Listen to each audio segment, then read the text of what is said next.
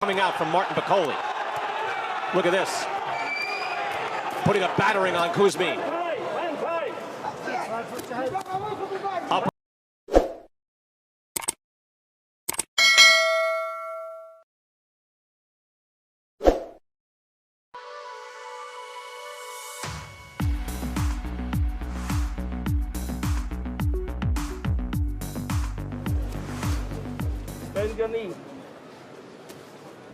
You see, he's got a nice jab.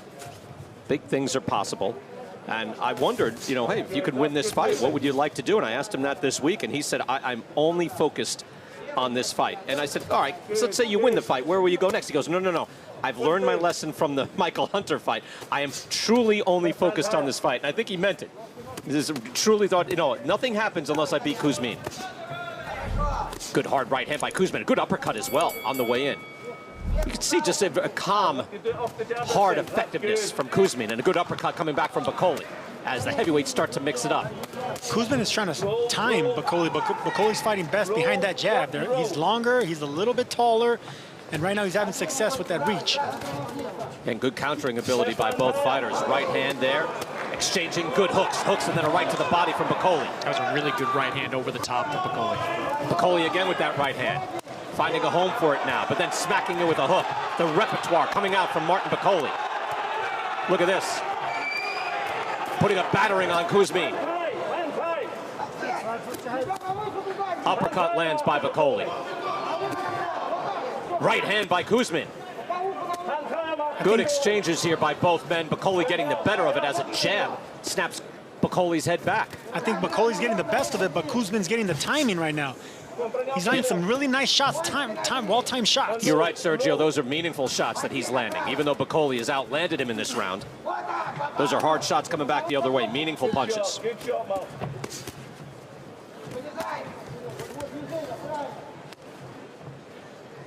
Look at that body. A long, fluid jab by Bakole. Final 30 seconds of round number 4.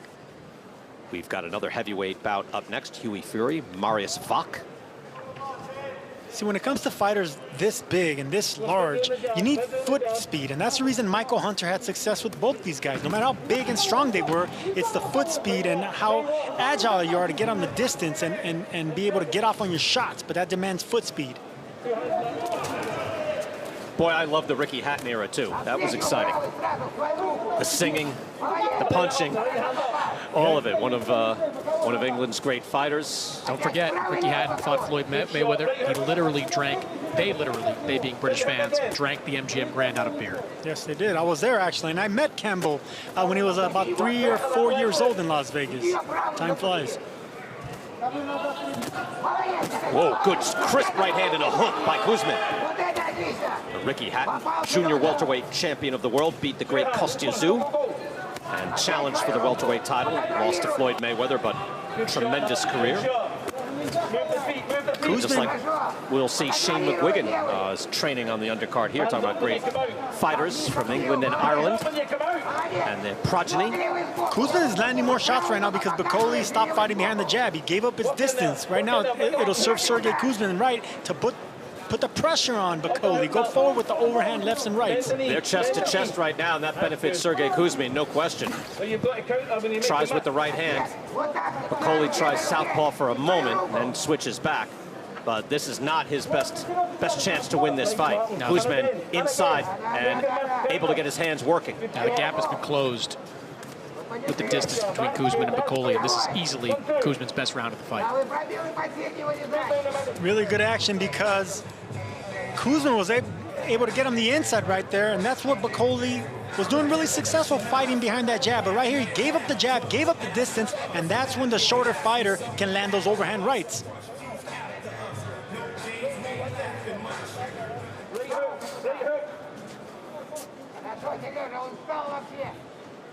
Sergio, it seems that anytime Kuzmin stands and resets, he's not going to win, right? I mean, if he's going to stand and look at Bakole, that's not going to be enough. No, the last 2 rounds were successful for Kuzmin, but now Bakole's back on the jab, and this is a fight where Kuzmin doesn't want to be at, especially at 33 years old. So he needs to go off maintain that motivation, that momentum that he had in the last 2 rounds, and maybe he can do something and hurt or get the respect of Bakole. It's a good point, too. Even with the age, it seems like a simple thing, but that's a 33-year-old Kuzmin in there, and Bakole's 27. He's just going to be fresher. That's it. Speed the jab. Speed the jab. Let the hands go, man. Bakole, come on. Fast and light, man. Fast and light. That was no referee. Bakole giving up his distance. He's already taken 3 overhand rights by Kuzmin. Kuzmin in his grill. Able to land that hook. It was soft, didn't have a lot on it. But this is where he's got to be. This is where Hunter was when he picked up the win. And that's where Kuzmin needs to be. He's got to be fighting on the inside, throwing big punches, forcing the action in there. That was a good uppercut by Kuzmin. And just a little, that's a subtle body shot by Bakole, but that's a nice piece of work. Just strafed him right there along the belly. Let him know he was there, slowed him up a little bit. More combination work. This is where Kuzmin can be effective. He is right on top of him, head on his shoulder.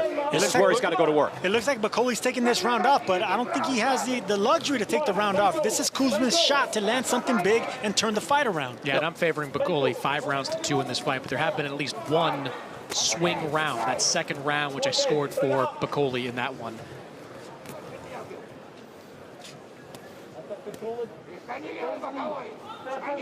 Kuzmin is trying to set up Bakole with an overhand right, throwing away jabs to the belly just to get Bakole to think the next shot's going to go down there and come over the top. I wonder if Kuzmin thinks he's got this round already, Sergio, because otherwise he can't throw away a round.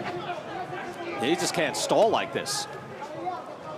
Eats a jab on the way in, final seconds. He's trying to set up that right hand, but yeah, you're right, he stalled that round. It's on the last minute he did nothing, but to Chris's point, perhaps he did enough in the first 2 minutes. That counts too. A professional judge hopefully takes that into account, what happens early. It all matters. Martin Bakole putting his hands up. He believes he won the fight. Here we go. Ladies and gentlemen, after 10 rounds of action, we go to the judges' scorecards. Marcus McDonald, 98-92. Mateo Montella, 97-93. Jordan Azikiev scored this contest 96-94. All 3 for your winner by unanimous decision. And the new WBC International Heavyweight Champion, Martin Bakole.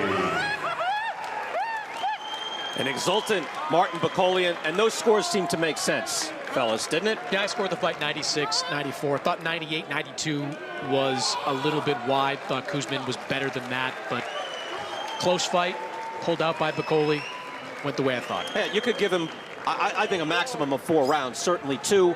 So that's the way the judges had it, and Martin Bakole goes to 16-1.